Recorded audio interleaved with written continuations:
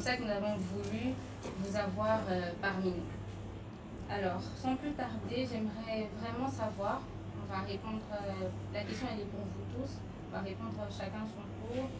Je voudrais savoir pourquoi vous avez choisi de faire ce métier. C'est un métier où peu de parents encouragent leurs enfants, il y a peu d'accompagnement. Et pourquoi vous avez choisi de faire ça? Madame Santa, on va commencer par vous. Merci à vous aussi pour l'invitation. Moi, je dirais que je n'ai pas choisi de faire l'art, mais c'est Dieu qui m'a choisi depuis le ventre de ma mère. Je suis née avec un crayon à la main, innocente, et en grandissant, je faisais que dessiner. Et là, mes parents m'ont envoyé à l'académie, à l'institut d'abord, sans savoir la vraie valeur de l'art. Ils m'ont envoyé juste en disant par dessiner, on te voit dessiner, par là-bas pour dessiner. Et là, je me suis retrouvée durant des années. Je me suis bien adaptée et après mon diplôme en peinture et mon diplôme de licence en communication visuelle, je me suis dit de créer un atelier pour mettre en pratique toutes les connaissances que j'ai apprises à l'académie. Et c'est là que j'ai créé l'atelier ARCA-FS, dont je suis la fondatrice et j'ai une équipe qui m'accompagne. Est-ce que c'est aussi le cas pour vous? Est-ce que vous êtes passé par l'académie? Est-ce que vous avez eu le soutien de vos enfants? De vos parents? De mes enfants. Désolée. Bonjour et merci pour la question. Perso, je pense comme ma collègue artiste a répondu, je n'ai pas choisi. Moi, c'est quelque chose que j'ai toujours aimé depuis mon enfance. Et je me rappelle qu'à l'école primaire, on me punissait pour ça. Mais d'un côté, le prof ou bien le maître était très content parce que le seul moment que je ne dérangeais pas en classe, j'ai dessiné. Donc il trouvait bizarre que c'est quelqu'un qui fait beaucoup de bruit. Il est où? Sûrement, il est sur ses papiers. Et je salissais très souvent mes cahiers comme ça. Et très souvent, quand on me punissait, je me plaignais parce que quand je rentrais à la maison, je voyais mon grand frère en train de dessiner au calme. Je lui disais, pourquoi toi, quand je dessine, on ne tape pas? Il dit, moi, on ne tape pas parce que je suis dans des classes beaucoup plus supérieures que toi. Et mon rêve, depuis tout petit, je disais, je dois atteindre ces classes-là pour même baber dans la épée. C'est pas grave. Et là, bon, merci beaucoup. Donc, c'est comme ça que j'ai un truc. Mais moi, la chance que j'ai eue, je n'avais pas des parents qui m'interdisaient le dessin. D'ailleurs, mon propre père lui me disait, moi, la classe, soit là, je disais, autant d'années là, juste pour attendre. Mais moi, je le vois dans l'art. Et c'est comme ça que c'est venu. Mais moi, je n'ai pas eu cette grâce parce que mes parents n'avaient pas beaucoup de moyens à l'époque. Et à Goma, parce que papa pasteur, on limitait province. Et à l'époque, on était à Goma, et à Goma, il n'y a pas une grande école d'art. Et le rêve était que quand j'aurai mon diplôme, mon père va m'envoyer quelque chose pour les destins a fait que j'arrive acquis dans d'autres circonstances de télé-réalité musicale, même si c'est le dessin qui a pris dessus. Et c'est comme ça que j'ai fait. Moi, j'ai dessiné juste par plaisir. L'agence Pigment Marron, là, j'ai à l'époque contre les borders. Et j'ai dessiné, c'était pour moi un gain pas. Mais pour moi, je ne voyais pas que demain, je peux peut-être nourrir ma famille avec ça. Tu vois, je pensais peut-être à autre chose. Parce que nous avons grandi avec des mauvaises préjugés sur l'art, où on nous dit que nous, les Congolais, ne consommons pas l'art. Des mensonges. Parce qu'aujourd'hui, nous voulons notre réalité. Il y a plusieurs artistes aujourd'hui qui vivent grâce à l'art. Et pour moi, le dessin n'était qu'une passion. Et les circonstances où le dessin a fait qu'à l'époque, quand il y avait le massacre de Béni, j'étais parti trop vite. Quand j'étais à Goma, pendant qu'il y avait des massacres, mon rêve était qu'un jour, je dois faire des œuvres qui parleront de ce qui se passe chez nous. À l'époque, la seule chose que nous, pour la population sur place, on se disait, qu'est-ce qu'on peut faire pour que le monde puisse entendre ce qu'on fait. Nous étions, je peux dire, limités, quoi. Et je me disais un jour, si Dieu me donne l'opportunité, je le ferai. Mais j'avais oublié ce rêve-là. Je viens à Kim, comme les choses se font en 2016, il y avait encore les massacres. Et coup d'inspiration, quelque chose m'est venu, j'ai fait un dessin. Et je l'ai publié sur les réseaux à l'époque. Je me déconnecte, je pars d'une manière truc. Et le lendemain, je me les vois partout, c'est devenu viral. Et les gens me demandaient d'autres œuvres. Moi, je faisais par passion et c'est devenu un métier jusqu'à aujourd'hui, je peux dire 8 ans, 9 ans après que nos ateliers existent. Donc pour moi, c'était une passion qui est devenue un vrai métier aujourd'hui. Je n'ai pas choisi très sérieusement que je veux faire là.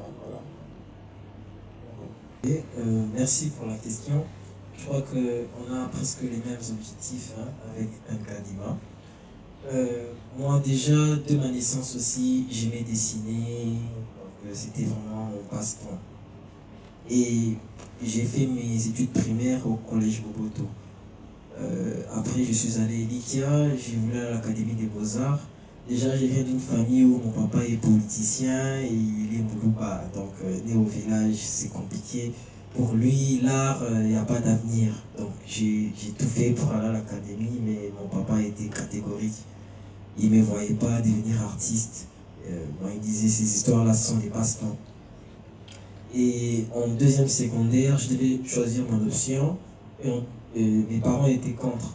Et après, je suis quand même resté au collège Saint-Joseph. J'ai repris la 3e année à cause des dessins. Et en 2013, j'étais aussi très intéressé par ce qui s'est passé à l'est du Congo. Bon, chez moi, vous savez, dans les familles où papa est politicien, les informations c'est du matin au soir. Donc l'actualité à l'est était vraiment souvent chez moi à la maison, on en parlait tout le temps. Et je me disais, mais pourquoi des gens qui sont à l'est, ils vivent, des jeunes qui sont là-bas, ils meurent, ils vivent dans les décombres. Qu'est-ce qui se passe exactement à l'est du Congo? Et nous, à Kinshasa, nous vivons comme si rien ne se passait à l'est du Congo. Donc on vivait la belle vie à Kinshasa pendant que les gens étaient en train de mourir à l'est du Congo. Et j'ai fait une bande dessinée à l'époque. C'était un peu comme un journal où j'ai parlé des Kundabattoirs et tous ces jeunes rebelles-là. J'écrivais tout ce que j'entendais aux informations pour essayer de relater. Et lorsque j'ai fini ma bande dessinée à l'époque, je dis, papa, j'aimerais bien publier ça. Bon, il allait voir les ministres de l'EPSTP à l'époque, Macaire. Il a dit non, on ne peut pas publier ce genre de trucs, c'est trop politique. Et après, j'ai oublié mon rêve, c'est passé, j'ai gardé ma petite bande dessinée à la maison. C'est en 2016, lorsque j'ai rencontré des Japonais, j'ai eu l'inspiration de reproduire ma bande dessinée de l'époque, La guerre des richesses, grâce à une professeure japonaise, du coup, dont j'avais parlé de mon projet d'enfance. Elle a beaucoup aimé et puis elle a dit, je vais t'accompagner, tu peux réécrire l'histoire du Congo en dénonçant ce qui se passe à l'est du Congo, mais sans parler de la politique et de la géopolitique. Donc j'ai créé une fiction qui relate un peu ce que les populations de l'Est vivent, et je me suis plus inspiré de mon beau-frère qui est Kadogo. C'est auprès de lui je me suis plus inspiré pour produire La guerre des richesses. Donc c'est ça ma petite histoire. Merci beaucoup pour cette petite présentation de vous et de vos œuvres. Alors, j'aimerais savoir, vous avez bravé, certains ont bravé les parents, certains ont eu des fouets pour pouvoir arriver là où ils doivent arriver. C'est pour qui ou c'est pour quelle audience que vous écrivez? Qui vous lit? On va commencer par M. Kadima.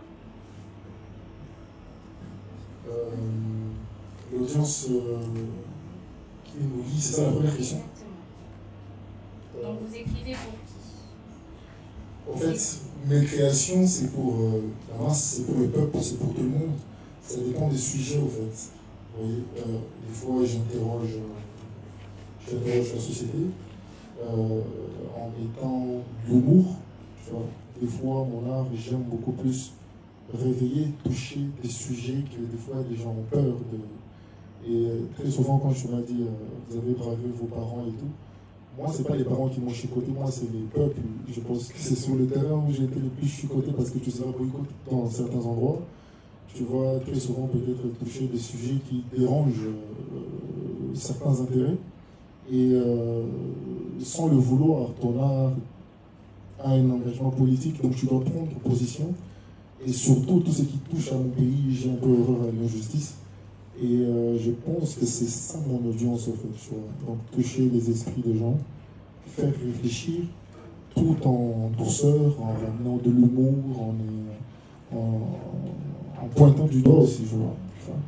Et je crois que c'est ça mon audience. Ça veut dire que la population les femmes, les hommes d'affaires, les politiciens, les gens des églises, tous ces sujets, en fait, le monde, les conflits, surtout ce genre de choses.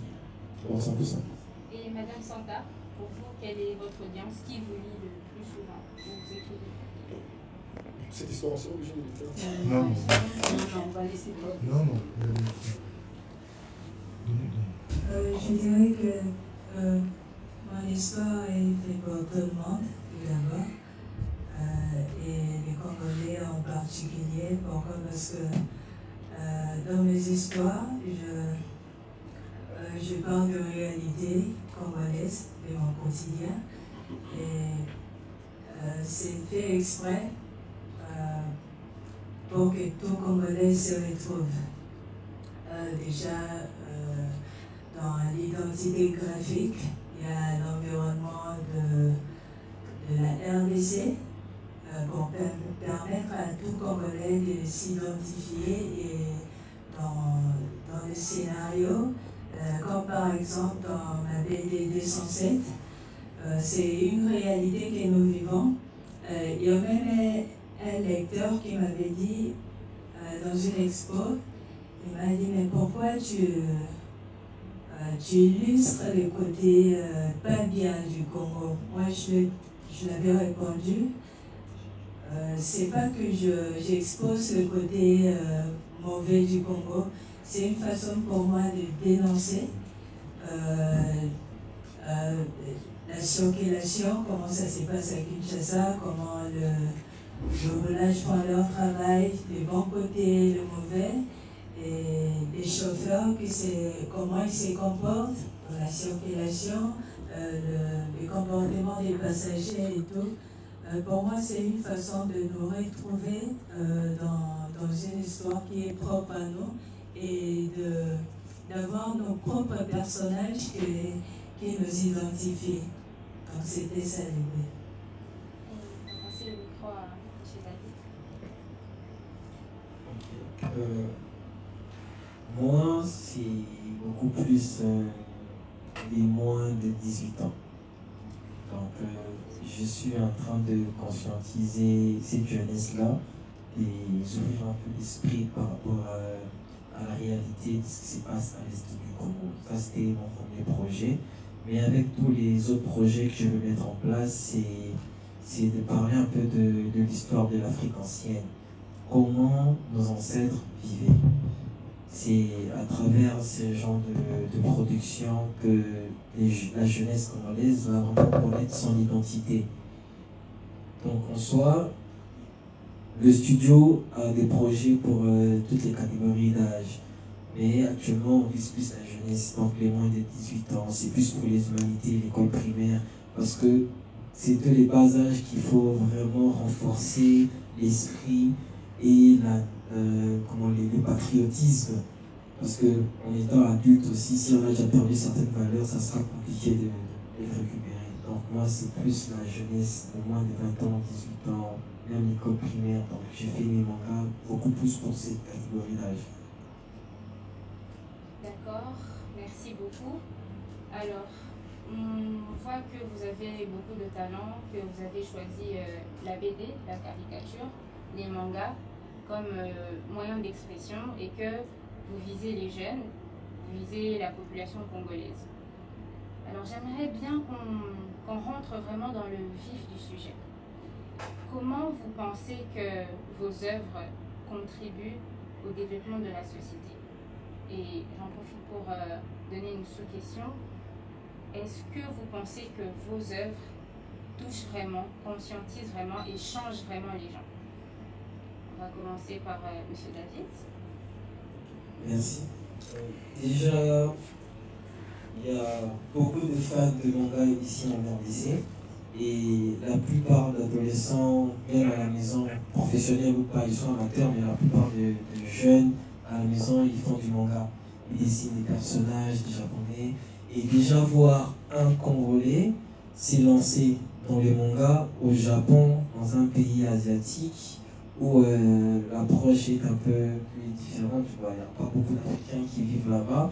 Et c'était déjà une manière pour moi de réveiller la conscience de plusieurs artistes mangaka, parce qu'il y a beaucoup de Congolais qui aiment se lancer dans le manga japonais, mais ils ont du mal à se lancer, ils se disent peut-être qu'ici on va pas, bon, ils vont pas se retrouver.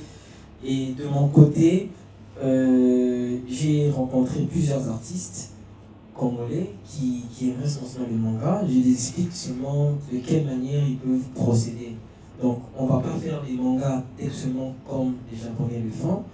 On va juste essayer de s'adapter avec les codes de dessin manga, mais sur un style africain. Donc nos personnages, l'environnement, c'est le Congo, c'est l'Afrique. Et on adapte à un style manga, donc un style de la lecture et tout ça. Et j'ai déjà rencontré beaucoup de jeunes, donc la société déjà, nous sommes en train de sensibiliser. Vous savez, aujourd'hui, j'ai eu à participer à plusieurs conférences au niveau du Japon où déjà j'étais en train de dénoncer l'agression des groupes rebelles à l'est du Congo. Donc ça impacte déjà la plupart des jeunes. Et sur les réseaux, la majorité des scénaristes ou des écrivains ou des artistes qui m'approchent, ils ont toujours un esprit pour révolutionnaire. Donc la plupart d'entre eux qui m'approchent, ils veulent mettre en place un projet qui dénonce, qui voit un Congo meilleur, tu vois. Donc je pense que grâce à moi, je ferai en sorte de promouvoir plusieurs artistes. Parce que déjà, on dit que les Congolais ne disent pas. C'est faux. C'est juste qu'il faut avoir une approche un peu plus... Il faut mettre des stratégies en place pour savoir comment vous pourriez peut-être vendre vos ouvrages ou comment promouvoir vos mangas. Les Congolais, ils lisent, mais juste que la génération avant nous, ils ne donnent pas assez d'opportunités. Parce qu'il y a certains artistes congolais qui ont juste besoin d'opportunités. Ils ne viennent pas pour quémander de l'argent. On a juste besoin d'opportunités et ils devraient peut-être apprendre ça aussi. À partir de ça, je vais encore poser une autre question.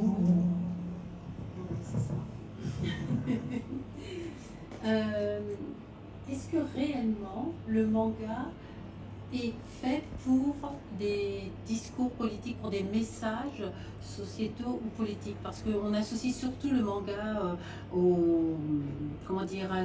à l'amusement, au divertissement, et à vouloir dire des choses aussi importantes que par exemple les massacres qui malheureusement se perpétuent encore chez nous à l'Est, ou encore parler de notre grandeur et de notre histoire. Est-ce que vraiment le manga est fait pour ça, et est-ce que l'on comprend vraiment quand on regarde un manga le message qui est derrière?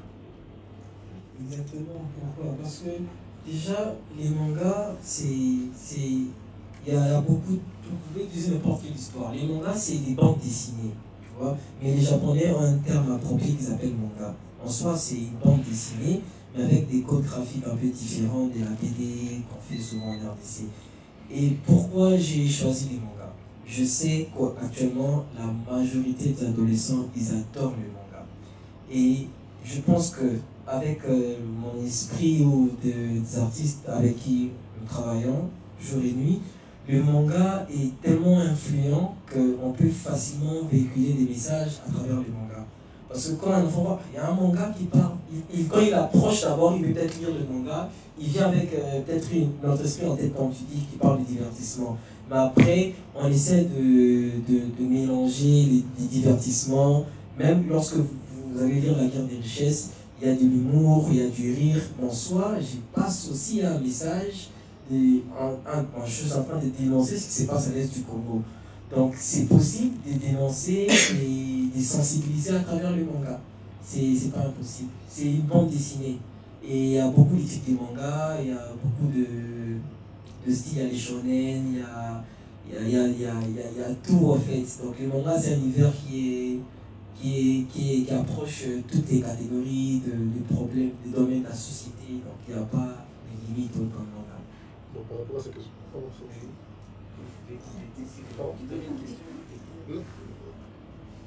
Non, c'est bon. Je crois que c'est bon. Non, en fait, non, par rapport à ce que tu avais dit, je me mettais un peu à ta place. J'ai dit, sa préoccupation était beaucoup plus à savoir que, est-ce que le manga, que dans la culture générale, c'est peut-être quelque chose pour amusement et tout, est-ce que ce message politique c'est quelque chose qui est bien reçu, c'est la bienvenue, je sais pas si c'est vraiment la bienvenue, ou bien c'est votre approche en tant que Congolais, qui n'est pas japonais, qui voulait rajouter ça dans l'univers manga, qui est beaucoup plus adapté peut-être pour autre chose. Peut-être que c'était ça, je sais pas, c'est ce que moi j'ai compris par rapport à votre question. Il a commencé à répondre, mais si vous voulez continuer à rebondir sur ce que vient de dire M. Kadima. Par rapport à ce que Ankan vient de dire, donc, comme tu dis, c'est même au niveau du Japon, il y a des mangas qui parlent de la politique. Il y a des mangas qui parlent de l'amour, il y a des mangas qui parlent de tout, de la science-fiction. Donc, les mangas, il faut pas avoir l'approche du manga comme un divertissement. Parce que même au niveau du Japon, il y a des magazines, comme nous disons les journaux. Donc, tous les jours, il y a des adultes qui lisent des magazines manga. Bon, je ne sais pas si vous avez quelques exemplaires ici. Quand tu finis de lire, tu jettes.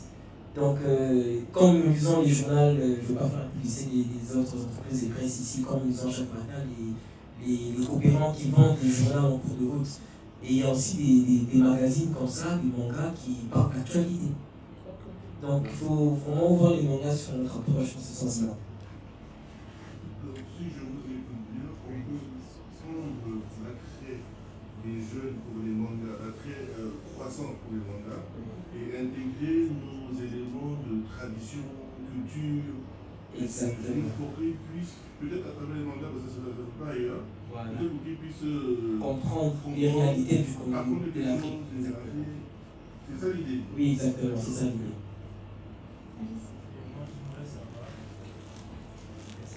J'aimerais savoir comment utiliser la bande dessinée comme outil pédagogique dans nos écoles. Outil pédagogique.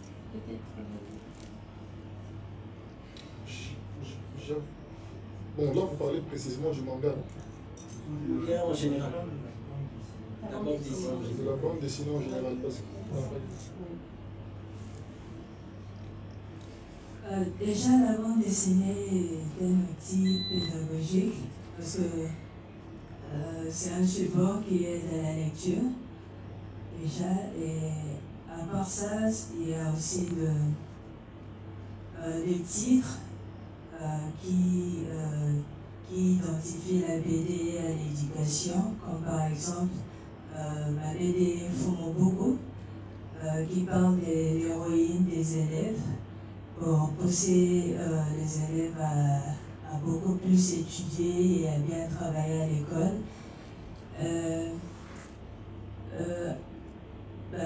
Nous avons aussi créé un marché parce que je suis aussi membre de la nouvelle dynamique de la BD congolaise. Nous faisons que la BD congolaise. La différence avec les mangas, dans la BD congolaise, il y a des traits purement et je dirais le trait des Africains, des Congolais, dans le réalisme et dans le semi-réalisme, les côtés de franco-belge. Et là-dedans, il y a l'environnement congolais purement et les histoires congolaises. Et sur le terrain, dans les écoles, nous rencontrons des difficultés comme par exemple les enfants sont habitués à regarder le dessin animé japonais et le comique pour les Américains. Et il n'y a pas vraiment de place pour la BD congolaise. Dans la BDO, les Congolais s'identifient facilement. Nous avons du mal à vendre nos projets. Pourquoi? Parce que les enfants veulent voir ce qu'ils voient à la télé. Alors que avec la BD congolaise, ça nous identifie, nous, les Congolais. On cherche à créer une image propre aux Congolais. Et non garder l'identité d'une autre communauté. Pourquoi? Parce que L'art, tout d'abord, identifie chaque communauté, chaque coin. Et alors, c'est les combats que nous sommes en train de battre chaque jour. Il y a de ceux-là qui s'habituent petit à petit avec le marché que nous avons créé, le marché Zando BD. Les gens sont surpris de voir qu'il y a aussi d'autres histoires propres aux Congolais. Les enfants s'habituent et ça marche petit à petit. Concernant ça. Pour rebondir là-dessus, je sais qu'en Europe, on utilise beaucoup les caricatures politiques pour justement alimenter les livres, alimenter les débats avec, entre élèves, étudiants, même en faculté, etc. Est-ce que ici, vos caricatures pourraient aussi servir à l'éducation, comme on l'a dit, pour mieux marquer les élèves, les enfants, et leur permettre de prendre conscience justement de l'environnement politique, de l'histoire, des événements qui se sont passés au Congo? Ouais, c'est une très bonne question. Je pense que ça rejoint sa question qu'elle avait posée au début. On dit une chose: pour comprendre un peuple, il faut regarder leurs œuvres, il faut écouter leur musique, regarder leurs peintures et leurs sculptures. Et c'est ça qui m'inspire moi personnellement en tant qu'artiste congolais, surtout quand je l'ai dit, est-ce que notre art, et c'est l'art peut jouer comme un instrument pédagogique pour transmettre des messages et tout ça. Et ça tombe bien parce qu'il y a tout le monde qui sont là. Il y a presque 10 ans pour faire une campagne dans ce pays. On utilisait beaucoup plus les musiciens, c'était beaucoup plus une chanson qui doit faire la promotion de quelque chose. Mais depuis moins de 10 ans, je pense que les gens peuvent le remarquer, c'est beaucoup plus des images de plusieurs peintres que je peux, qui sont nombreux peut-être ici parmi nous. C'est beaucoup aujourd'hui pour faire passer un message. Il y a plusieurs artistes aujourd'hui qui commencent à peindre, donc ils peignent quelque chose et ils le publient sur les réseaux sociaux. Merci à cette technologie qui est venue. C'est-à-dire que le message devient beaucoup plus viral. Je vais le voir sur les statuts WhatsApp. Si c'est lui ou pas, même avec l'intelligence artificielle qui est venue, un grand concurrent qui est venu, qui est le business. Mais aujourd'hui, par rapport à avant, dans cette nouvelle génération, la peinture joue un très très grand rôle, surtout pour des sujets politiques auxquels les gens avaient un peu du mal à faire passer le message. Aujourd'hui, il suffit de faire une belle création, okay? Et par exemple, vous partez cibler la page de PSG, qui était le cas pendant la campagne rwandaise qui dit Gordon. C'est autorisé de parler politique. Tant qu'on ne nous envoie pas la police, allons-y. Merci beaucoup. Donc, comme le cas, par exemple, quand il fallait faire une guerre numérique contre les agressions et tout, toutes les entreprises qui collaboraient, par exemple, qui affichaient fièrement et collaboraient fièrement avec le Rwanda, il y avait des œuvres qui ont proliféré sur Internet et tous les Congolais dans le monde, comme un seul homme, utilisaient pour aller faire une grosse pression contre toutes ces marques et qui ont peur, grande peur pour leur image. Et sur les réseaux, quand ça fait un tel bruit, et je le veux ou non, il y a forcément les gens de notre communauté qui se posent des questions, mais finalement, qu'est-ce qui se passe là-bas?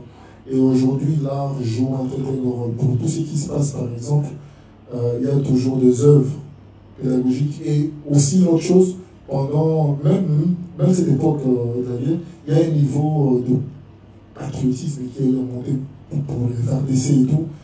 Et là, je ne parle pas forcément d'images. Il y a par exemple même des infographes qui peuvent écrire juste un texte. Je suis Goma et tout, en rouge, un fond rouge.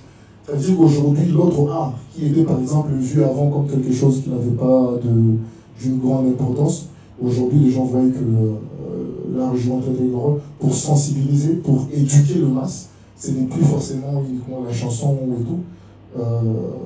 L'art, je ne sais pas si je vais l'appeler 5e ou 6e art, bon, 9e et tout, la peinture, le dessin, la BD et manga, parce que je vois là, nous sommes en plein conflit, lui, les représentants du Japon, les représentants de l'RDC. Et ce qu'ils disent tous les deux, c'est très important parce que elle a dit quelque chose de très important, mais là où je voulais juste souligner, bon, non, côté là, maintenant que les choses m'ont dit, c'est-à-dire que sur le point où elle dit que le fait qu'on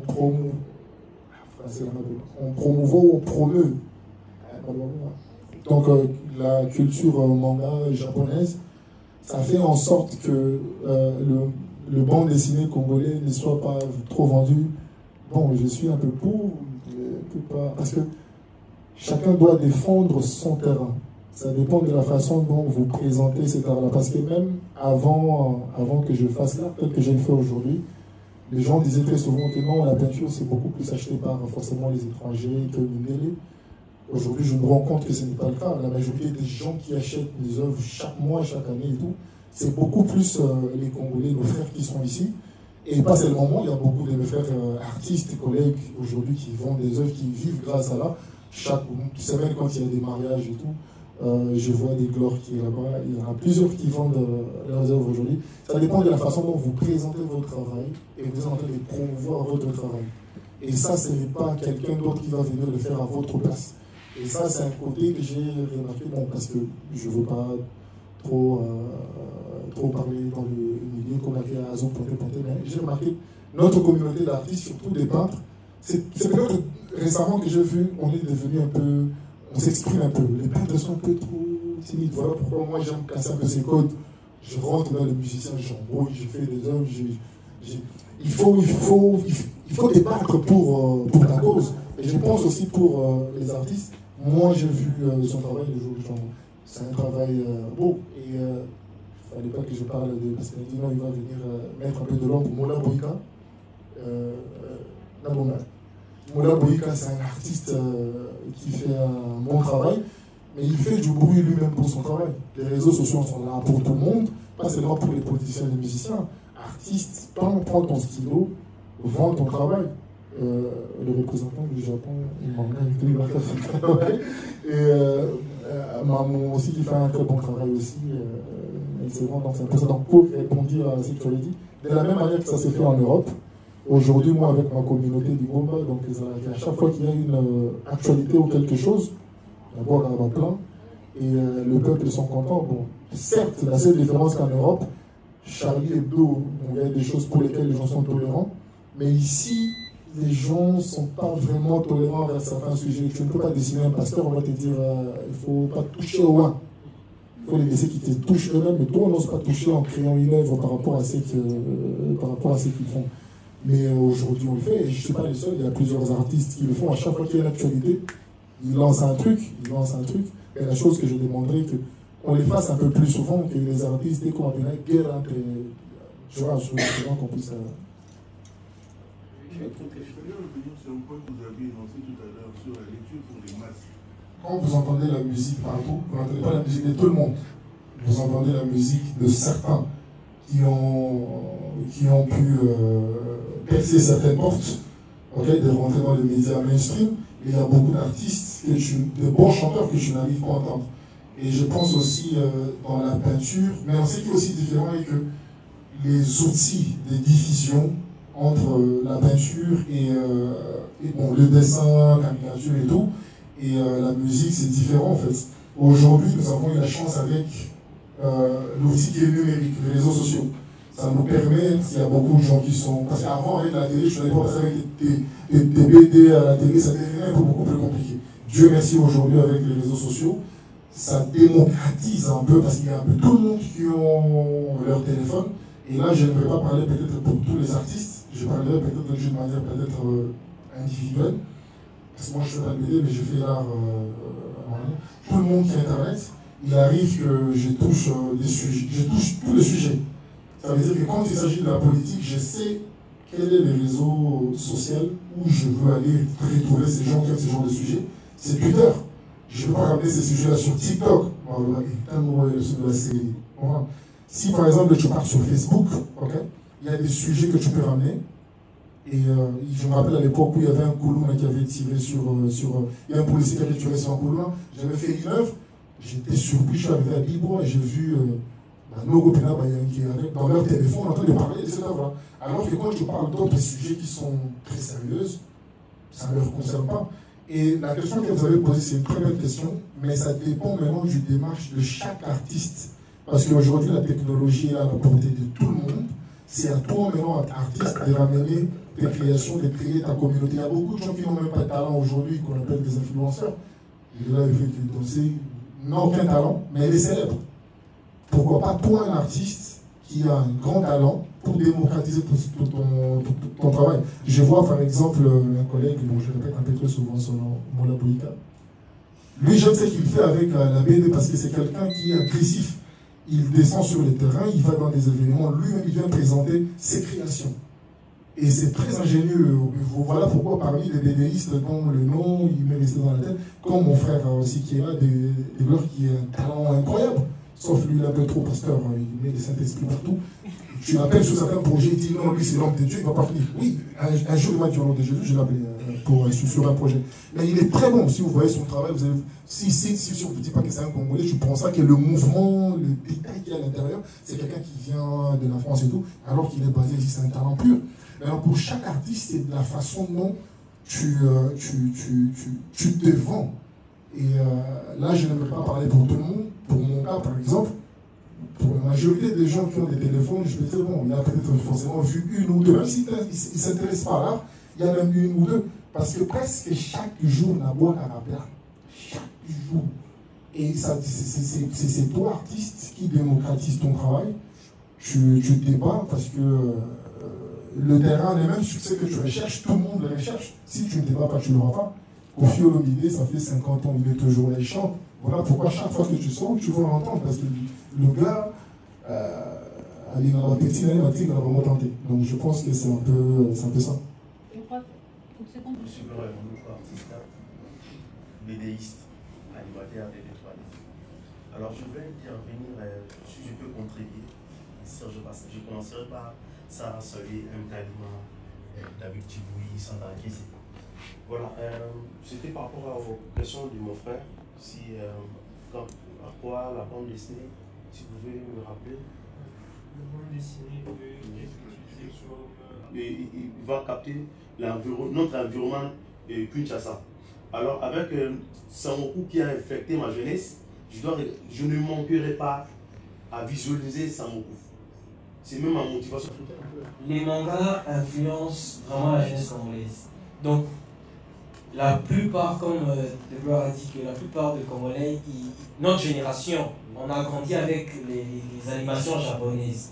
Et du coup, je me suis lancé dans les mangas, mais avec une approche pour promouvoir la culture congolaise. Même quand vous voyez nos dessins, l'environnement, c'est le Congo. Mais je suis resté dans un style manga. Et elle est là, j'ai participé à plusieurs activités avec la dynamique de bande dessinée. Lorsqu'on étale, la plupart des élèves, ils viennent vers moi parce que j'ai fait les mangas. Ils ne s'intéressent pas vraiment à aux artistes qui font les franco-belges. Donc c'est parce que ils ont grandi dans ça en fait, c'est ça. Donc moi, je ne fais pas le manga à 100% japonais, non. J'ai gardé les codes des dessins japonais sur certains points, mais les caractères, l'environnement, c'est purement congolais, ça part de l'Afrique. Et mes histoires, ça n'a rien à voir avec la culture japonaise. Donc c'est ça. D'ailleurs, quand on regarde, je ne vois pas très bien ce qu'il y a de manga dans ce que vous exposez comme planche là. Pour moi, c'est une bande dessinée, je ne sais pas ce que vous en pensez, mais si on présente ça, on ne va pas dire que c'est un manga, sauf non.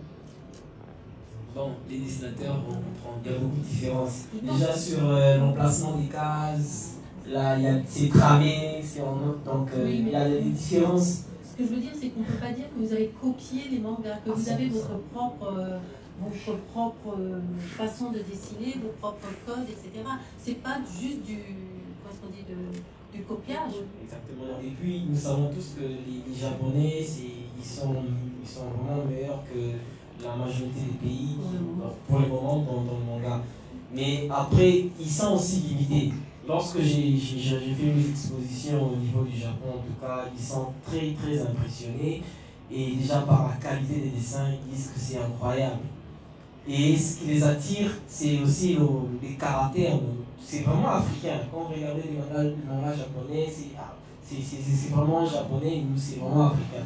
Donc, et c'est le moment aussi de s'identifier, de mettre en valeur, de promouvoir la culture congolaise à travers nos ouvrages. Donc moi, j'ai choisi, j'ai préféré produire des artistes m'élancer dans le manga. Donc ça c'est mon choix, mais la plupart des gens pensent que j'ai fait du copier-coller. Mais lorsqu'ils m'approchent, ils voient que c'est juste un repère pour moi aussi. Donc je sais que la plupart des jeunes aiment l'animation japonaise, aiment les mangas japonais, mais on rapporte un peu une touche de plus qui va parler de l'Afrique, qui touche des points sensibles pour un peu éveiller la conscience de la jeunesse congolaise. Alors, j'aimerais bien rebondir sur votre question, mais il y a une question ici, il y a une question là, donc on va commencer par... Déjà, moi je suis très content d'être ici, donc j'admire le travail que vous faites. Déjà, je connais Kazima avec les autres. Je découvre la dame et M. Yannick aujourd'hui. Et ce que j'aime de vous trois, c'est la longévité dans ce que vous avez fait. C'est-à-dire qu'il y a une expérience de plus de 5, 10, 15 ans. Et là, c'est bien. Mais pourquoi je le dis? Parce qu'il y a aujourd'hui l'intelligence artificielle. Alors moi j'ai deux questions. J'aime l'intelligence artificielle et des fois je ne l'aime pas. Alors j'ai deux questions. La première question est que, pour vous, artistes, est-ce que c'est un élément de concurrence ou bien c'est un outil à prendre avec soi pour bien faire votre travail? C'est la première question. Et la deuxième question, là c'est par rapport à ce qu'on voit aujourd'hui. Vous avez pris du temps pour faire ce que vous faites. Je ne sais pas combien vous faites en termes de jours ou de mois pour produire une BD entière, qu'elle soit avec le manga ou avec la BD. Alors, aujourd'hui, on voit quelqu'un qui fait 2 jours, 1 jour, avec des données artificielles, produire un dessin. Qu'est-ce que vous faites un peu au cas où ça serait une mauvaise pratique? Est-ce qu'il y a aujourd'hui une dynamique pour stopper ça? Parce qu'on doit aussi distinguer le vrai du faux. Et même si l'intelligence artificielle va nous produire quelque chose de mieux, mais c'est toujours mieux comment je peux dire, de profiter d'une création originale. Voilà un peu les deux questions. Donc moi je crois que je répondrai à la première question de l'intelligence artificielle. La deuxième question du BD mental et tout, le président est là et le président est là. Alors concernant l'intelligence artificielle, bon, je suis un peu mitigé au fait. Soit vous allez vous trouver, c'est mon profil. Malheureusement, on n'a pas de choix. Il y a des siècles auparavant, avant l'invention de la calculatrice, les gens passaient des heures pour résoudre le calcul. Quand la calculatrice est venue, les gens ne sont pas morts. C'est un outil qui te permet de résoudre ce que tu pouvais faire pendant une semaine, tu le fais en quelques secondes, tu as la réponse et tu passes à autre chose beaucoup plus rapidement. Tu dois savoir que chaque invention, chaque innovation, elle résout un problème, mais elle tue aussi votre business. C'était comme ça depuis des siècles, et je pense que dans notre génération, au lieu de combattre l'intelligence artificielle, et déjà là je veux dire officiellement à tous les artistes, que votre combat sera perdu d'avance. Donc on ne pleure pas, c'est quelque chose qui est là, et c'est pour l'éternité, nous devons faire avec. Donc c'est quelque chose maintenant qu'il faudrait utiliser comme un outil qui va te permettre de travailler rapidement, pas pour te rendre paresseux, mais l'autre plus gros problème au stade actuel est que les artistes de cette génération, dont malheureusement par exemple que Midjourney est venu, dont ils n'ont pas encore eu une grande reconnaissance ou bien ils ne sont pas encore très connus, ils ont un gros problème parce qu'ils doivent travailler 5 à 10 fois plus pour se justifier et prouver aux gens qu'ils sont des bons artistes. Parce que quand tu vas faire un travail, tu présentes la cliente, la personne va te dire qu'est-ce que tu as fait de plus que je ne peux pas faire moi-même avec Midjourney. Donc, qu'est-ce qui ne prouve pas que ton œuvre est fruit de Midjourney, tu vois? Maintenant, par exemple, pour les artistes qui étaient là un peu beaucoup plus avant, peut-être leur signature, parce que là, quand tu as été un artiste référencé, c'est la signature qu'on achète, c'est ton endroit qu'on achète. Mais malgré ça, ça ne se limite pas par là, parce que l'intelligence artificielle est une arme qui est venue, ceux qui seront faibles seront broyés. Et là, ce n'est pas uniquement pour les peintres, c'est dans tous les secteurs.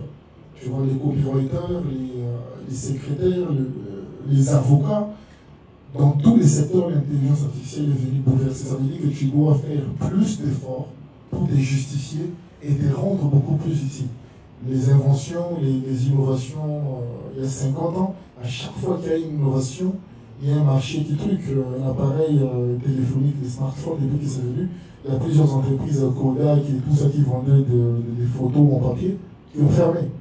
Tu vois ce que je veux dire? Donc c'est un outil qu'aujourd'hui, qu'on le veuille ou non, qu'il faudrait apprendre, la connaître et comprendre qu'avant 2021, ce n'est plus après 2021, nous sommes dans une nouvelle génération et nous devons faire avec. Donc je pense que c'est un peu ça la réponse que je peux répondre. Maintenant, concernant ouais. C'est une touche unique. C'est-à-dire que si je prends son œuvre, je signe avec mon nom, quelqu'un peut voir et peut dire directement non, ça c'est l'œuvre de M. Kadim, c'est une référence. C'est-à-dire que l'art c'est une référence. Je ne peux pas faire une œuvre qui ressemble, peut-être on appelle ça une copie du maître. Je peux faire son œuvre et reproduire de la même façon avec ma touche, mais ça peut toujours donner sa référence. C'est-à-dire que l'intelligence artificielle, ce n'est pas un esprit. Vous comprenez? C'est-à-dire que c'est une touche électronique. C'est du mécanisme. Mais un artiste, c'est celui qui s'inspire à une réalité, à un rêve, à une vision. Donc ça vient et puis il réalise. C'est-à-dire que c'est une différence. Ça veut dire que je peux avoir une référence sur l'écriture, sur un rêve de quelqu'un, et je peux reproduire exactement comme la personne me l'a traduit. Et là, en fait, c'est ça sa question. Parce que pour nous, en tant qu'artiste, je sais connaître une œuvre, un fruit de mid-journée. Et je détecte plusieurs menteurs sur Internet. Par rapport à ça, je dirais qu'il faut travailler 10 fois plus. Il faut mettre plus d'imagination et travailler. La réalité. Oui, la réalité, elle est réelle. Oui. Comme les êtres existent réellement, c'est ça la réalité. Okay. Je ne peux pas tricher pour une réalité. C'est-à-dire que si je m'inspire, ou soit je me présente devant tout un monde, je me disais peut-être que tu es l'artiste, fais une œuvre, maintenant là, tout de suite là. Bam, je commence. Là, et je réalise une œuvre et la personne est touchée. Mais dis non, ça c'est ma vie, c'est mon histoire, je me retrouve. Pourquoi? Parce que c'est lié avec une réalité. Moi je pense qu'on parle la même chose. Oui, je pense que vous êtes tous à peu près en phase sur ce qui. Mais j'aimerais rebondir sur autre chose, une idée comme ça qui est passée, parce que on parle d'intelligence artificielle, donc on parle de création au niveau électronique qui est fait par des ordinateurs et totalement hors de notre main. Maintenant, parlons des gens qui, à partir de vos œuvres, font des plagiats ou font des pastiches. Ils les utilisent pour se moquer d'autre chose ou carrément pour se les approprier, comme la fameuse caricature sur Béni qui a été récupérée par le Rwanda pour parler du génocide qu'ils ont eu. Qu'est-ce que vous faites par rapport à ce genre de messages que vous essayez de porter et qui sont détournés par des personnes de façon malveillante parfois ou de façon tout à fait bonhomme? Au début de ma carrière, c'est quelque chose que je me plaignais, mais tout le temps je vais revenir sur Internet. Non, utilisez mon œuvre, utilisez mon œuvre. À un certain moment, à un certain niveau, tu laisses passer. C'est le prix à payer, en fait. Parce que d'un côté, tu peux le prendre aussi comme un compliment. Parce que si les gens peuvent venir te copier, c'est qu'on t'a pris comme un modèle quelque part. Et si par exemple le peuple rwandais, je parle de la population avec qui nous n'avons aucun problème, c'est une minorité politique qui avait dit un truc. Mais bon, s'ils vont s'inspirer de vos créations, okay? Parce qu'eux peut-être ils s'estiment, leurs artistes, des fois peindre quelque chose qui les touche, et ils prennent votre création pour la reproduire. Je ne vois pas qu'est-ce que tu vas faire, tu vas aller les attaquer, tu vas, par quel moyen, tu es impuissant. Mais d'un côté, tu es un peu fier, tu te dis, bon, c'est une création que je fais à des milliers de kilomètres. Si dans un autre pays, très loin, pour leur problème qui est similaire au nôtre, ils peuvent s'inspirer à notre création.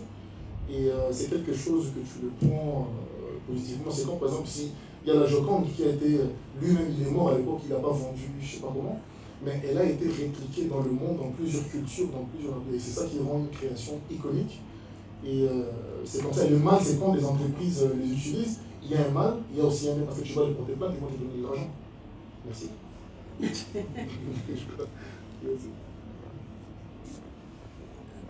Après lui. Ok, donc c'est très compliqué.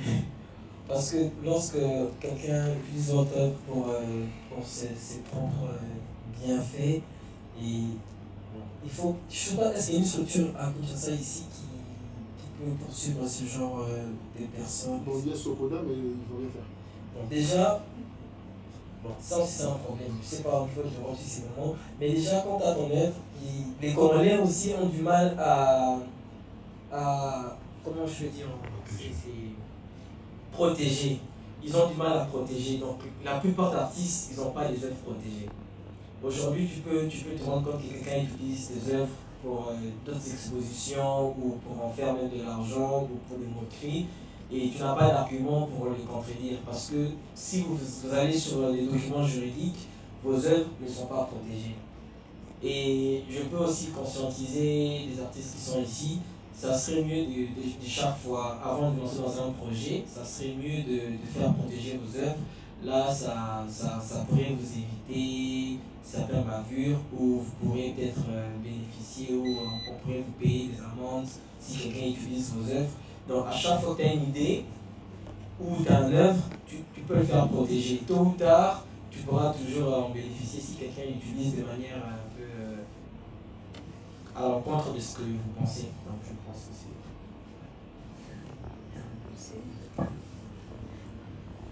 Oui, chez moi, jusque-là, dans la BD, il n'y a personne qui a qu'est-ce qu'on dit, piraté. Oui, il n'y a personne qui a répondu à côté. Juste, ça va arriver avec la caricature. Peut-être qu'avec ça, les gens partagent facilement et les messages passent directement. Ce qui se passe si je publie ma caricature, il y a des gens qui partagent et ils ne savent pas que quand on partage l'œuvre d'autrui, il faut garder sa signature. Ça m'est arrivé de retrouver mon œuvre effacée au niveau de ma signature et je l'avais interpellé, mais comment tu peux toucher ma signature? Ce n'est pas permis. Mais au niveau de la BD, ça ne va pas encore arriver. Voilà. Alors, vu que je suis avec vous, la suite d'Annie, on va rester avec vous. Et on va repasser le micro, ça va aller chez les messieurs. Alors, on a parlé d'IA, on a parlé d'œuvres, on a parlé de toucher la population. J'aimerais savoir, dans votre cas, vu que c'est la BD, comment vous voyez la BD congolaise de demain? C'est la première question. Et qu'est-ce que vous pensez qu'on doit encore faire pour la développer? Déjà, pour la BD congolaise de demain, il y a de l'avenir, ça promet, parce que la BD existe déjà, c'est déjà un bon début.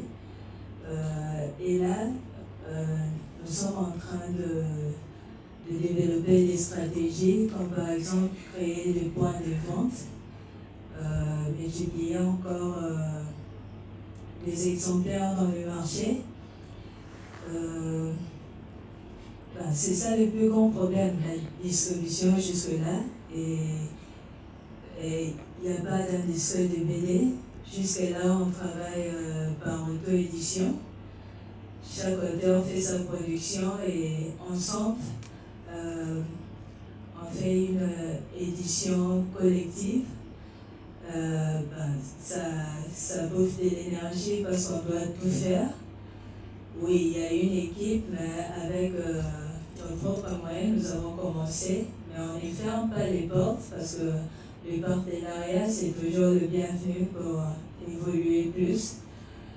On vise aussi de créer notre propre festival de BD, parce qu'ici c'est rare d'inviter d'autres artistes, des artistes d'ailleurs, et faire des échanges culturels et tout. Mais ça promet. On espère que ça va aller. C'est bien. Okay. Donc je vais répéter la question. Donc je disais, comment vous voyez la caricature de demain, la caricature congolaise précisément? Et il y a une sous-question, comment vous faites pour arriver à ce point-là, pour développer cette caricature, la caricature de demain? La caricature de demain? Oui, comment vous la voyez, congolaise? La caricature congolaise en général. Je la vois telle qu'elle est, en fait. Elle va continuer à... En fait, le plus grand problème, c'est que nous vivons dans un environnement où la politique ne nous permet pas certaines choses. Il y a certains sujets qui sont très compliqués. Parce que je vais remarquer que, bon, quand on parle de style caricatural, même en France, comme je regarde, c'est presque le même type. La seule différence, c'est l'audace que vous prenez dans vos créations. Ouais, c'est joli. Je vais vous faire Théo Cash, qui est un maître dans ce domaine. C'est le risque que vous prenez, en fait. Maintenant, au fur et à mesure qu'il y aura beaucoup plus de censure, il y aura beaucoup plus de gens qui auront peur. Dieu merci, parce que moi, je dis toujours, l'art que je fais, de la manière dont je le fais maintenant, il y a 6 ans, je ne pouvais pas le faire tel que je le fais maintenant. Parce qu'à l'époque, je ne peux pas dessiner notre vieux Raïs, dessiner l'UEB, bon, tu as compris à la fin, quoi. Mais actuellement, avec l'actuel, il y a quand même une petite douceur. Vous pouvez toucher certains petits points, vous serez juste un tout petit peu giflé, mais ça va, tu vois. Mais alors, si par exemple le futur régime, tu vois, qui vient, sont très durs, interdisent certaines libertés d'expression, ça sera beaucoup plus compliqué pour la caricature, ça sera très compliqué. Mais au cas où demain, la même ouverture d'esprit est là, et les mentalités surtout des gens s'ouvrent, parce qu'il y a certains sujets où c'est très difficile de toucher. Parce que je ne vais pas passer tout un temps à peindre et à dessiner des fleurs et des anges et tout, c'est pas intéressant. Mais quand par exemple il y a des conflits, tu vois, des histoires, des pluies qu'on comprend pas, des forages et tout, si tu as la liberté, si tu as la liberté de créer là-dessus, sans qu'à 3h du matin qu'on vienne toquer devant ta porte, je pense qu'il y a une grande avenir. Il y a beaucoup d'artistes qui vont suivre le mouvement, et d'ailleurs il y avait beaucoup plus de gens qui avaient peur avant. Mais même pour dessiner, c'était compliqué, il y a des amis, les gens avaient peur de trucs. Mais bon, certes on a essayé de supprimer mes pages, mais quand on a vu que je suis vivant, par contre, il est vivant, le gars, ça veut dire que nous on se peindre. C'est devenu un mouvement, ils sont un peu plus nombreux qui les faisons. Je crois que ça dépendra du régime qui prendra le pouvoir. C'est lui qui va commencer à couper les têtes, automatiquement l'art va changer, on va commencer à dessiner les anges et les anges et tout. Alors, bon. Même question pour les mangas. Ok, en ce qui concerne les mangas, moi je pense qu'il y a beaucoup d'avenir dans le monde des mangas, mais on est bloqué à un niveau des systèmes. C'est des systèmes qui compliquent à ce que nos produits soient vendus facilement, surtout moi dans mon secteur. Moi c'est plus les élèves et l'humanité, c'est plus en général ce sont les élèves. Donc deux fois il est difficile pour nous, pour qu'une école accepte qu'on vienne vendre nos mangas pendant les heures de pause. Juste comme ça, tu viens, l'abbé dit t'es dans l'égalité. Et après ils seront les premiers à dire que les élèves ne lisent pas. C'est ça le problème du système, parce que à mon niveau, comme je dirais, Bilamalabiso, ce sont les élèves. Et il y a beaucoup d'écoles à Kinshasa, si les préfets des études des abbés acceptent facilement à ce qu'on vienne exposer nos mangas, nos ouvrages, ça va booster l'industrie de la BD, du manga en RDC. Le marché est là, c'est un très bon marché. Et souvent, j'ai fait plusieurs activités avec Jérémy Timi, avec la dynamique des BDistes. Et tu sais comment on souffre pour avoir, pour que les écoles nous autorisent à venir vendre nos ouvrages. C'est très compliqué. Ça peut nous prendre 1 mois pour X écoles disent bon, venez pendant ces 3 jours, venez vendre vos mangas, venez vendre vos BD. On va vous faire marcher. Donc, je pense que si les systèmes changent et que les autorités comprennent un peu la vision des artistes congolais, en tout cas ça va booster, il y aura la place pour tout le monde. Les artistes peuvent s'épanouir, mais il faut un peu arranger les systèmes. Donc le système n'est pas très bon, ça complique et ça ralentit la promotion aux artistes de vendre leurs œuvres facilement. D'accord, merci Je beaucoup. crois que tu avais une question. Oui, là-bas, excusez-moi. Voilà. Il y avait quelqu'un par là qui voulait poser une question. Il y a les enfants. Alors peut-être derrière vous. Les enfants. Merci beaucoup. J'ai suivi les différentes interventions. La question c'est plus sur quand la dame a parlé de la caricature de demain, j'étais en train de me questionner en moi-même. Je me dis est-ce que le problème n'est pas l'âme de l'artiste qu'est l'État? Parce que l'artiste exprime ce qu'il en dedans de lui. Il le fait dans un champ libre que nous appelons la liberté d'expression, dans un espace qui est libre, qui lui permet d'exprimer son art mais qui n'est pas un libertinage, qui veut en sorte que l'artiste s'exprime, mais en respectant certaines règles. Est-ce que ça ne serait pas très osé, très poussé, que pour les artistes, d'aller atteindre jusqu'à la vie privée des gens? Moi, j'ai vu à plusieurs reprises M. Kadima être inquiété, hein? À plusieurs reprises être inquiété. La question c'est, oui, c'est bon, de peindre, mais est-ce que l'artiste est autorisé, dans les mangas, dans le BD et autres, à aller toucher la vie privée des gens et le mettre sur les réseaux? Voilà un peu ma préoccupation. Je pense que ce serait plus logique que dans son champ d'expression, dans sa liberté d'expression, que l'artiste prenne en compte l'impact que son art a sur la société. Ce n'est pas seulement positif. Je peux produire un art, mais cet art-là expose la vie de quelqu'un qui est un parent, qui a des enfants, qui plus tard ça reste un cachet sur sa vie juste pour l'avenir. Vous voyez ? Quelles sont les limites et est-ce que les artistes doivent se donner des limites? On les dit d'ailleurs quand tu parles, prends pitié de celui qui t'écoute. Donc quand tu fais ton art, prends pitié de celui qui le reçoit. Ta vie est privée quand tu la rends privée dans ta chambre. Quand tu fais un sextape, tu le ramènes dans le téléphone. Ça nous concerne, non? Vous avez fait vos histoires entre vous. Ça, c'est l'exemple que j'ai cité.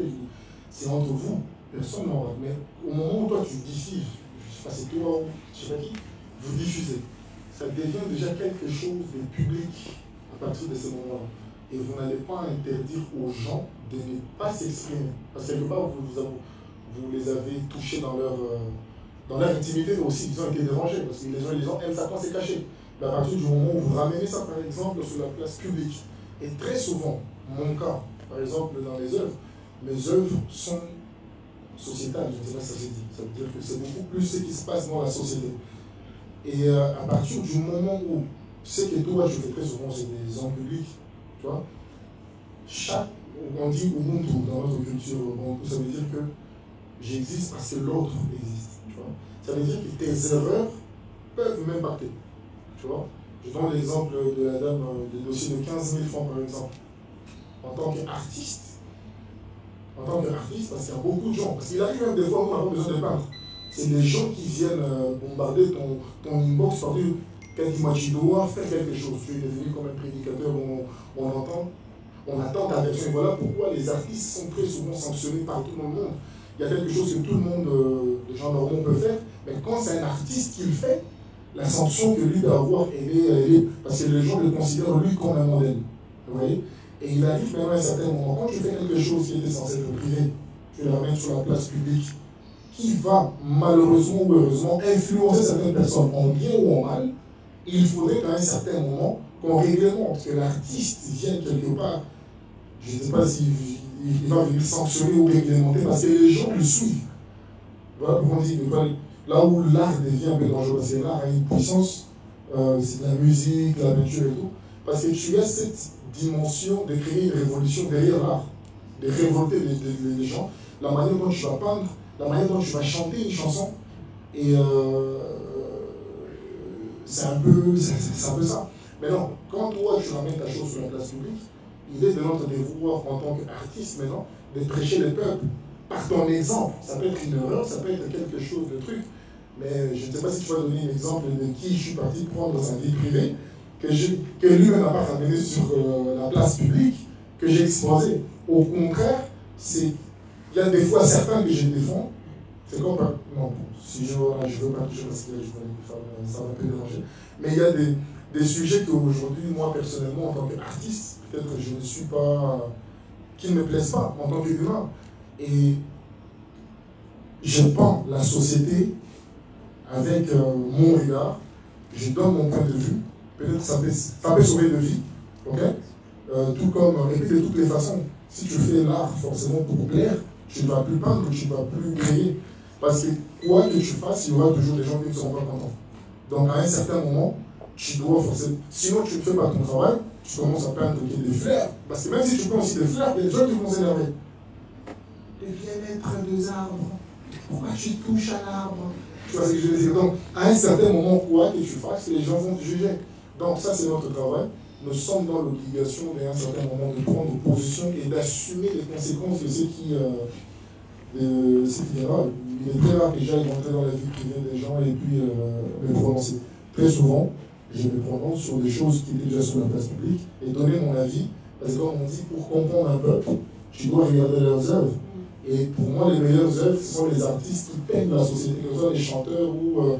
et ce sont ces genres d'œuvres qui durent dans le temps, qui font des Mario Luambo, il est mort il y a très longtemps, mais l'histoire de Mario et de Mongali jusqu'aujourd'hui, il y a des grands marionnistes jusqu'aujourd'hui qui sont là. Et son œuvre dure dans le temps parce qu'il n'a pas la société. Dans son époque, il y a des gens qui sont énervés contre lui, je suis sûr, je ne suis peut-être pas encore né, mais je suis sûr qu'il y a des gens qui n'étaient pas contents avec cette œuvre-là. Quand je parle de nos vies, c'est nos vies privées. Nous partons de ce qu'on va chez nous, pourquoi tu vas chanter ça? C'est ça le travail d'un artiste, tu dois choquer les gens. Quand tu ne choques pas, c'est pas beau. Donc, si je comprends bien, un artiste congolais, c'est un peu difficile pour lui d'impacter s'il ne touche pas aux faits de la société, s'il ne touche pas aux problèmes de chaque jour ou au buzz. Non, c'est pas toucher au buzz, non. Parce que là, il faut qu'il y ait un peu de nuance. Il y a très souvent dans des cas, c'est très souvent d'ailleurs nos œuvres, des fois, qui créent des fois un buzz. C'est pas forcément. Parce qu'il y a des sujets, par exemple, que les gens s'intéressent le moins, mais quand tu crées là-dessus, ça prend une autre dimension. C'est ce que je veux dire. Un homme politique peut dire un truc, bon, ça reste comme ça, mais quand tu parles là-dessus et que tu martèles là-dessus, les gens qui te suivent, qui ne s'intéressent peut-être pas à l'homme politique, vont s'intéresser à ces sujets et tout. Mais il y a peu d'artistes qui sont dans ce genre de sujets sociétals. Beaucoup d'artistes chantent que l'amour. Il y a 80 chansons dans son album, mais il a chanté Je t'aime du début à la fin, il a changé de mélodie. Tu vois, ce n'est pas obligé pour tout artiste forcément de faire l'art qui interprète les faits sociaux ou bien l'art politique. C'est réservé pour certains parce qu'il y a aussi des conditions là-dedans. Parce que c'est comme ce qu'il a dit, ça ne plaît pas souvent à beaucoup de gens. Le fait que tu dois interpréter t'es qui, tu te prends pour donneur de leçons, toi on doit et tout. C'est un appel, tu dois le vivre pour réagir tout le temps à chaque sujet de société qui dérange et tranché. Je peux ajouter quelque chose. Oui, nous sommes dans une société où la victime est plus condamnée. L'artiste est là pour illustrer l'actualité, oui, pour faire le buzz. Mais c'est que moi j'ai compris, dans ma communauté, on tue plus la victime. Et c'est ce que M. Kaldi m'a fait souvent, oui, c'est pour le buzz, oui. Mais on a tendance à oublier l'assassin ou bien le criminel qui a commis un crime. Mais nous avons tendance à insulter celui qui est mort. C'est ça le grand problème que nous avons dans notre société. Et c'est là où nous devons travailler dessus. On doit attaquer la personne qui a fait du mal et non condamner la victime. Merci. Monsieur Galit, vous avez quelque chose à ajouter? Bon, je vais juste mettre un petit commentaire. Comme tu dis, c'est pas facile. C'est aussi mon cas. Lorsque j'ai écrit La guerre des richesses pour la première fois, j'ai cité tout le monde. Donc, même des généraux qui étaient mêlés à ce qui s'est passé à l'est du Congo. Et je me suis vu être interpellé. Donc, ce genre de truc, ça ne passera pas. Donc, c'est compliqué. C'est un domaine qui est très, très sensible. Mais un artiste a aussi le devoir de dénoncer. Et c'est pas facile. Comme M. Kadima dit, tout ce qui est public, qui touche à une société, il faut en parler. Et c'est à travers nos mangas, nos bandes dessinées, nos caricatures que nous pourrons exprimer ce que la société est en train de vivre ou ce qui a impacté l'actualité. Donc voilà, c'est tout ce que je pourrais dire comme commentaire. On va pouvoir arrêter. Ça fait déjà 1h15. Alors, on va avoir un dernier message pour la fin, pour conclure. Donc on a eu un grand public, varié, on a des parents, on a des jeunes artistes. Alors j'aimerais savoir, vous vous allez répondre librement, vous allez choisir qui va commencer et qui va terminer. Qu'est-ce que vous avez comme conseil à donner, que ce soit aux parents de jeunes artistes ou aux parents en général et aux jeunes artistes qui commencent, qui veulent être caricaturistes, mangaka, BDistes comme vous? Déjà, des conseils que je donnais, il faut beaucoup de détermination. Ça va faire presque 6 ans que je me suis lancé dans la production des mangas et j'ai vu des artistes avec qui j'avais commencé qui ont dû changer de métier à cause des parents. Et moi-même, je suis victime de mon père, mais après des années, lorsqu'il est venu vraiment pour la première fois, il a compris ce que j'étais en train de faire, comme ce que j'avais comme vision en ce qui concerne le domaine artistique. Donc, les parents doivent laisser les enfants faire ce qu'ils veulent. Il n'y a pas de sous-métier, c'est à la personne de mettre de l'intelligence dans ce qu'il est en train de faire.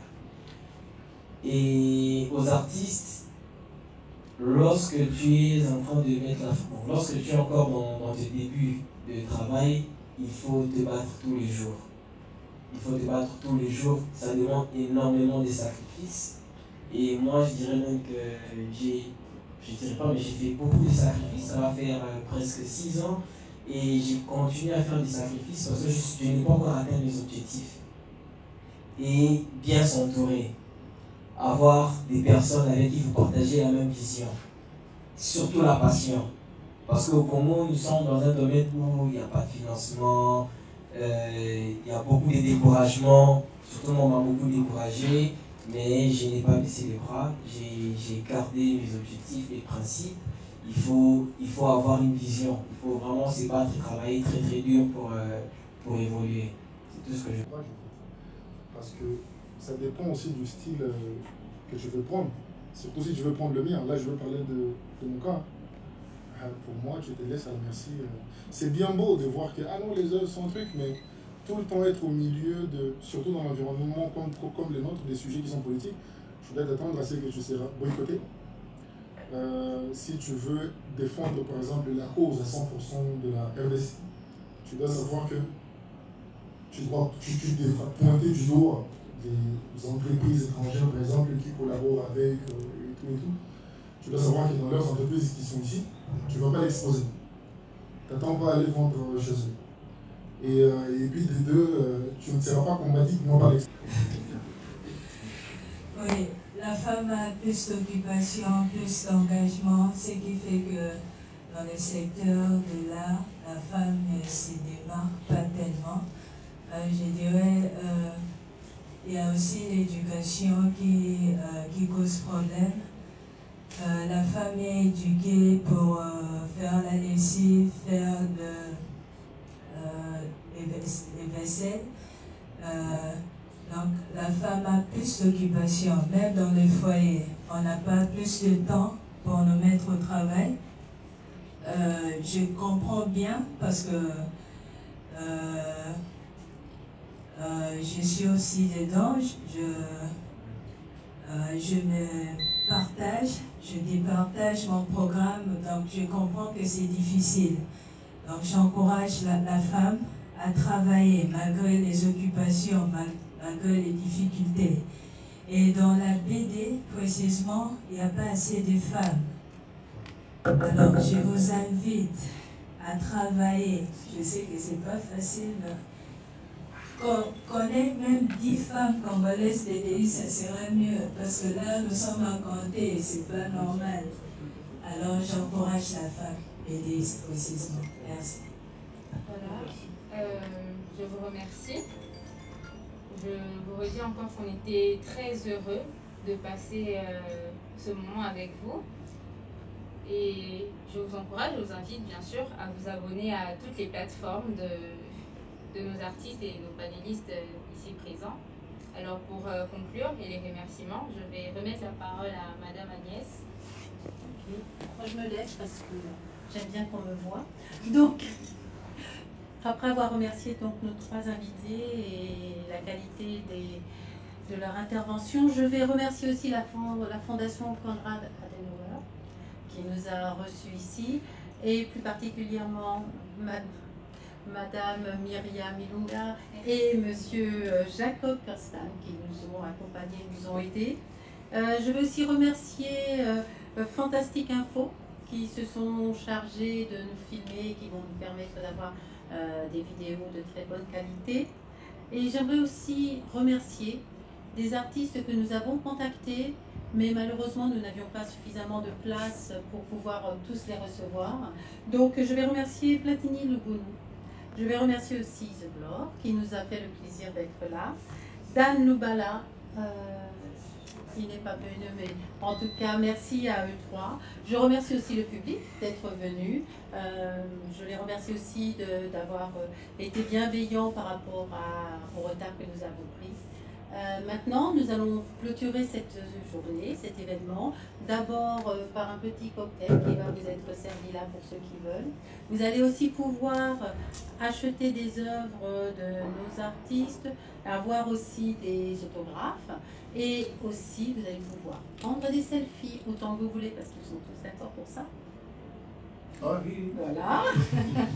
Et leur poser les questions en direct pour tous ceux qui n'ont pas pu prendre la parole tout de suite. Je vous remercie et bien continuons la journée. Merci. Les deux. Est-ce que vous avez trouvé ça intéressant? Très intéressant. Oui, je sais. Allez-y, ils sont là. Ils sont là, vous pouvez. Quand je mets l'argent, je vais combien? Oui, s'il vous plaît, je vais le remettre. N'hésitez pas à prendre un verre et à grignoter un petit peu. Ça va faire depuis 14 heures pour certains. Allez-y.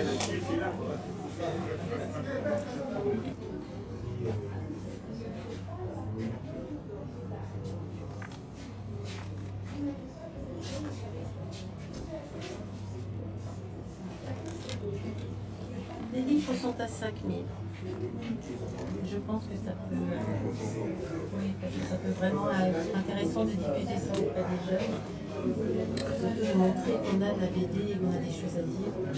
Surtout que ça commence à partir d'un certain âge. En petite enfance, il n'y a pas grand-chose. Pas encore, mais je pense que ça va se développer. Il n'y a pas de raison. Il n'y a pas de raison. On va bien qu'à un moment ou à un autre, se rendre compte que les enfants ont besoin d'une autre éducation que les tools qu'on voit, etc. Et qu'il faut qu'on apporte notre... Vous me le donnez, je lui remettrai. Parce que là, il y a des gens qui discutent avec elle.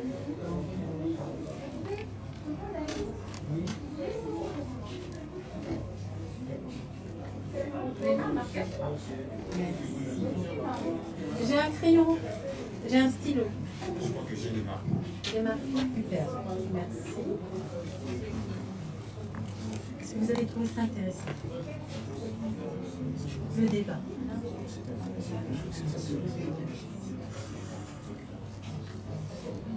2, ça fait 10 000, ça fait 17 000. C'est ça? C'est bien ça? C'est ça, c'est 17 000. Vous n'allez pas pouvoir. Peut-être là-dessus, on fait comme ça. Et dites-moi combien je reçois, je vais aller...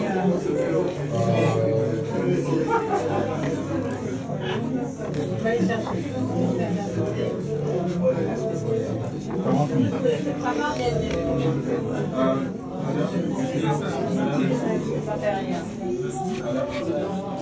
Maman, mais tu peux être entraînée, il n'y a plus rien.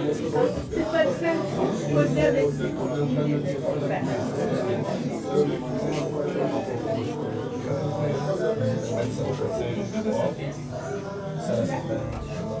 Ah, il m'a dit c'est 10 000.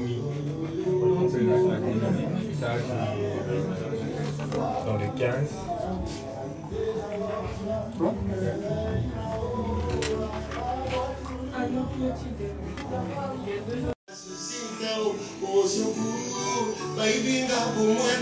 Malgré ça, fatigué qu'on soit non, pire encore de tout. Mon beauté minyango, akolimae, oyaye mwana asekana na moto. Nage commencé kuyokisa tonima, bisu bisu ya liotete makila batwe, usuku, baipinga kumwane, malgré ça, fatigué kozwana, pio